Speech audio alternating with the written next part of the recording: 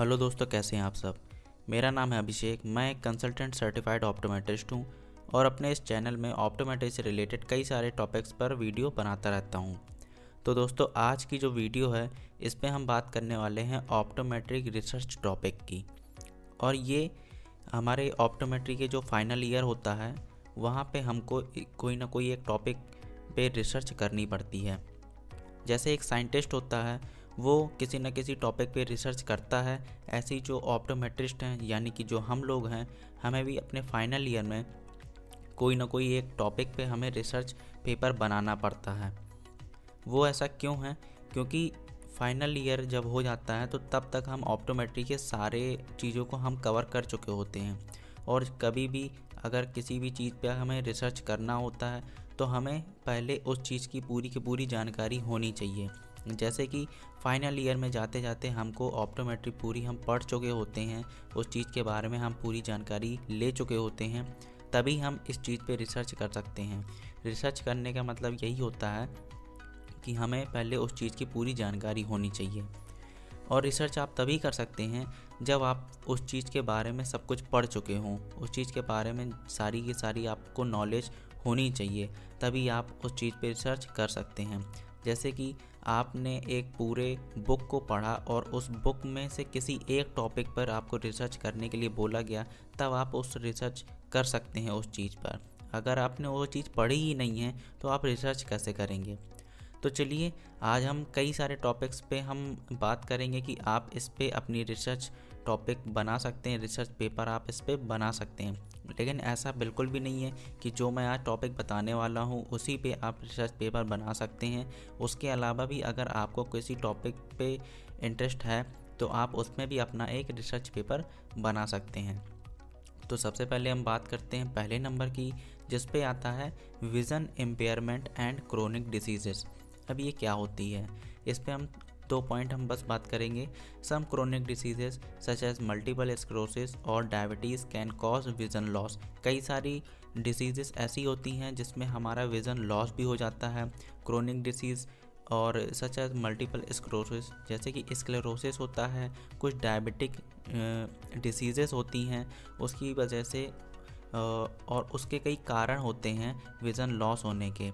जैसे कि vision impairment जो होता है, ये लॉस ऑफ विज़न होने का एक कारण बन सकता है। लेकिन जो क्रोनिक डिसीज़ेज होती हैं वो एक लॉन्ग लास्टिंग डिसीज़ होती है, काफ़ी लंबे समय तक चलने वाली डिसीज़ होती है। अगला जो टॉपिक है वो है बिहेवियरल ऑप्टोमेट्री। मतलब ये भी एक अपने आप में एक अच्छा टॉपिक है जिस पे आप अपने एक रिसर्च टॉपिक पे पेपर बना सकते हैं।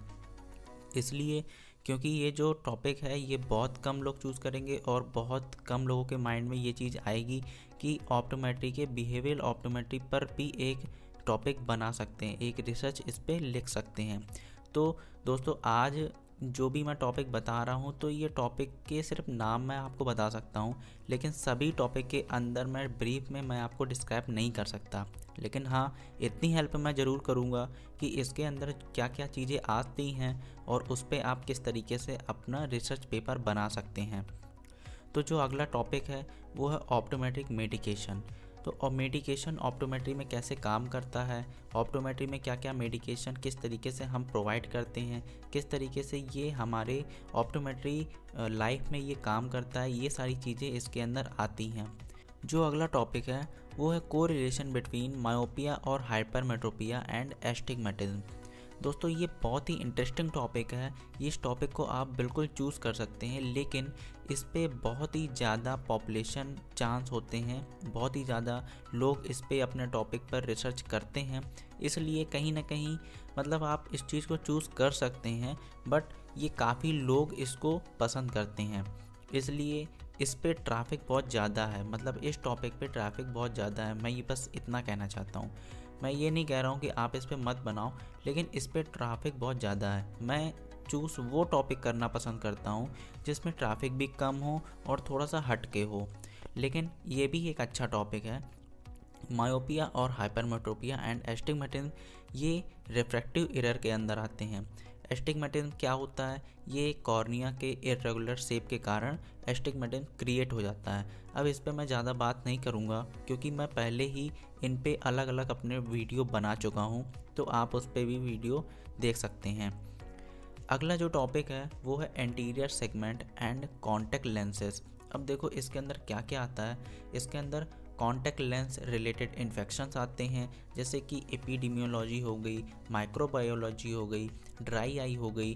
क्योंकि जो कॉन्टैक्ट लेंस होता है उससे ड्राई आई की बहुत ज़्यादा प्रॉब्लम होने लगती है। कई सारे पेशेंट में देखा गया है जो ड्राई आई की प्रॉब्लम है वो कॉन्टैक्ट लेंस से ही आई है, और कई लोगों में तो अपने मन से आ जाती है, फिर उसका उस हिसाब से ट्रीटमेंट किया जाता है। और इसमें क्या आ सकता है? Environmental effect on the ocular surface. हमारे जो ऑकुलर सरफेस है उसमें इन्वायरमेंट का इफ़ेक्ट कैसे पड़ता है। ऑकुलर सरफेस डिसीजेज़ होती है कुछ, जैसे कि एलर्जी हो गई, बायोमार्कर्स हो गए, डायबिटीज़ हो गया, केराटोकोनस एंड न्यूट्रिशंस हो गया। और इसके अंदर कौन से पॉइंट आते हैं, जैसे कि ऑकुलर थेरेप्यूटिक्स हो गया एंड ड्रग्स डिलीवरी हो गई। और इसके अंदर क्या आया? Tier film, biochemistry and ocular pathology. अगला जो पॉइंट है वो है posterior segment in health and diseases. इसके अंदर कुछ पॉइंट हम कवर करेंगे, जैसे कि ग्लूकोमा मैनेजमेंट हो गया, ऑकुलर ट्यूमर्स हो गया, ऑकुलर मेलानोमा हो गया, posterior ocular diseases and diagnosis हो गया, retinal anatomy, neurochemistry, physiology and pathology. और क्या है इसके अंदर? Role of the immune system in posterior segment diseases. ये सारी चीज़ें इसके अंदर आती हैं। जो अगला टॉपिक है उसका नाम है ऑप्टिक्स एंड अप्लाइड विजन। अब इसके अंदर देखो क्या आता है। अब ये भी एक बहुत अच्छा टॉपिक है चूज़ करने के लिए अपने रिसर्च पेपर के लिए। तो इसके अंदर कौन कौन से पॉइंट आते हैं? सबसे पहले blue light blocking lenses, effect on visual और नॉन विजुअल सिस्टम।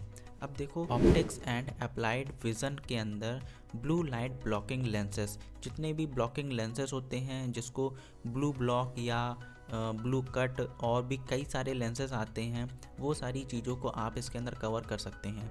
मैं यहाँ पे सिर्फ और सिर्फ एक नाम बस सिर्फ बता रहा हूँ। इसको ब्रीफ में लिखना, इस पर डीपली रिसर्च करना ये आपका काम है।